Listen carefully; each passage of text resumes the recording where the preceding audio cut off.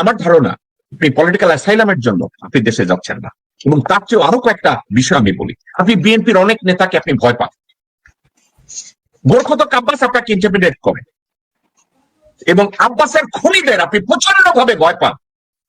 আপনি ফালুকেও ভয় পান, মোসাদ্দেক ফালুক, এবং ফালুর ভাই নুরুকেও আপনি ভয় পান।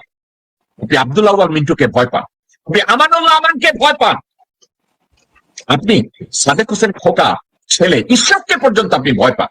কেন ভয় পান জানেন? তারা সবাই আপনাকে জয় বাংলা করে দিতে পারে। আপনি নিজে চিন্তা করেন, আমার মাকে হাজতে ঢুকাইছে, একটা লোককে আমি রাস্তায় নামাইতে পারি নাই, আমি গেলে আমার তো ঠ্যাং ভেঙে দিবে। আর্মি আমার 5টা ভাঙ্গা দিছে, আমার শরীরের 10টা হাত ভাঙ্গা দিছে, এবার দেশে গেলে আমার গলা কাটবে। কিন্তু ডক্টর নওশাদের কথাটাকে আমি অ্যাভয়েড করতে পারিনি। একটা মানুষ যখন কঠিন অবস্থার মধ্যে পড়ে, হার্টস্পের মধ্যে থাকে তখন সে ভালো সিদ্ধান্ত নেয়, কিন্তু চাপের মধ্যে থেকে আপনি সিদ্ধান্ত নেয়ার মতো পরিপক্ক রাজনীতিবিদ হিসাবে আপনি গড়ে উঠেন নাই।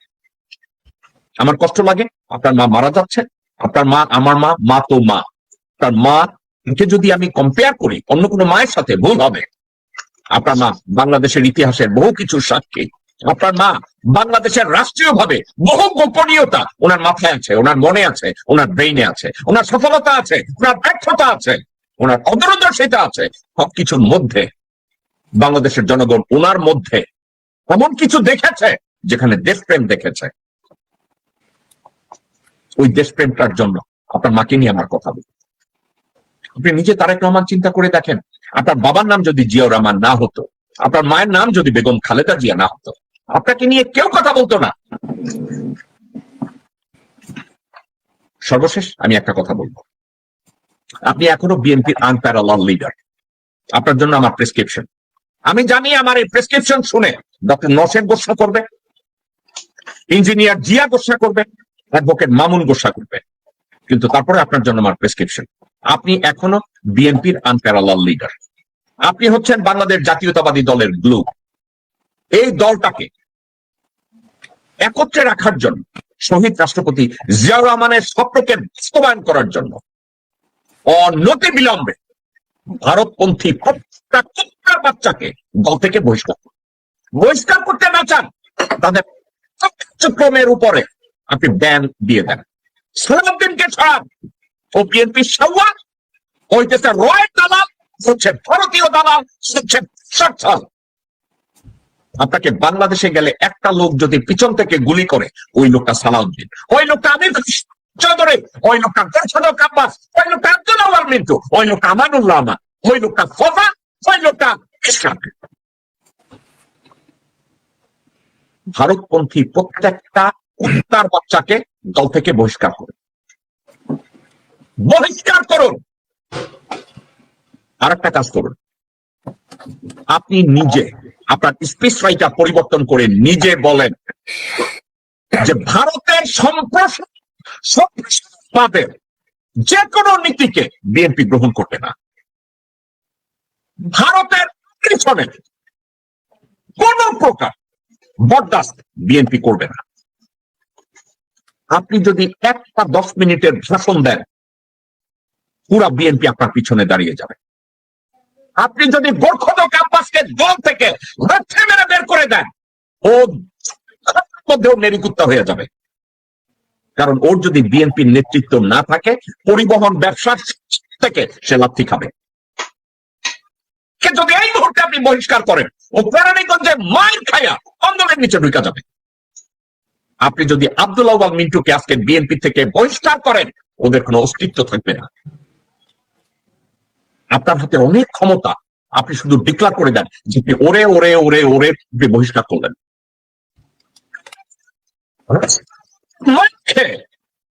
বিড়বিড় করবে আপনার পিছনে। 2, আপনার জন্য আরেকটা সাজেশন, এই মুহূর্তে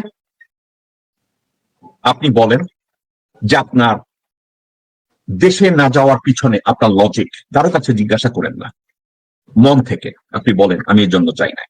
আপনার যদি ব্রিটিশ অ্যাসাইলামের জন্য আপনি যদি ওখানে না যান, যেহেতু আমি লিগাল প্র্যাকটিসে আছি, আমি জানি আপনার ওখানে কিছু লিগাল ইস্যু আছে, এটা আপনি বলতেই পারেন। কিন্তু একটা কথা, অ্যাগেইন, রাজনীতি যারা করে রাজনীতি যারা করে তারা সবসময় রিস্ক নেয়। আপনার বাবা জীবনের বড় রিস্ক নিয়েছিল আপনার মাকে এবং আপনার ভাইকে সহ, দেশের জন্য রিস্ক নিয়েছে। আপনি ওটা করে দেখেন। এবং আপনার আশেপাশে তল্পি বাহক কুত্তার বাচ্চাগুলো, হুমায়ুন একটা ক্যান্সার, আমির খসরু মাহমুদ চৌধুরী আপনার জন্য ক্যান্সার, সালাউদ্দিন আপনার জন্য ক্যান্সার, ওমানুল্লাহ আমান আপনার জন্য ক্যান্সার, আমির খসরু মাহমুদ আপনার জন্য ক্যান্সার, সামা ওবায়েদ আপনার জন্য ক্যান্সার, রুমিন ফারহানা আপনার জন্য ক্যান্সার, মিন্টু আপনার জন্য ক্যান্সার। এই ক্যান্সার গুলোকে আপনি শরীরে রেখে আপনি টাইলানল খাবেন আর ঔষধ খাবেন, মনে করবেন আপনি সুস্থ। আপনি একটা বোকা। আমি গতকালকে বলেছি, হাওয়া ভবনের আপনার ট্র্যাক রেকর্ড ভালো না। বিএনপি দুইবারের ক্ষমতায় এসে আপনারা যা করেছেন তার ট্র্যাক রেকর্ড ভালো না। তারেক সাহেব, আপনি এবং আপনার মা ওই লোককে সেনাপ্রধান বানাইছেন যেই লোক আপনার বাচ্চাকে খুন করতে চেয়েছে, তার খালেদ মোশাররফ। আমরা তারেক সিদ্দিকীকে গালি দেই না, রেহানার দেবর তারেক সিদ্দিকীকে গালি দেয় আর্মিটা ধ্বংস করছে, আপনার মামা ইস্কান্দার শুয়োরের বাচ্চা বাংলাদেশ আর্মিকে ধ্বংস শুরু করেছে। গত সপ্তাহে 2 সপ্তাহ আগে দেখছি আপনার মা বছরে কইরা সাইদ ইস্কান্দারের বউরে নিয়া ক্যান্টনমেন্টে গেছে। মানুষ শিখে, ভুল থেকে মানুষ শিখে, আপনারা শিখেন না। মানুষ ভুল থেকে শিখে যে এই ভুল আর করা যাবে না, কিন্তু আপনারা শিখেন না।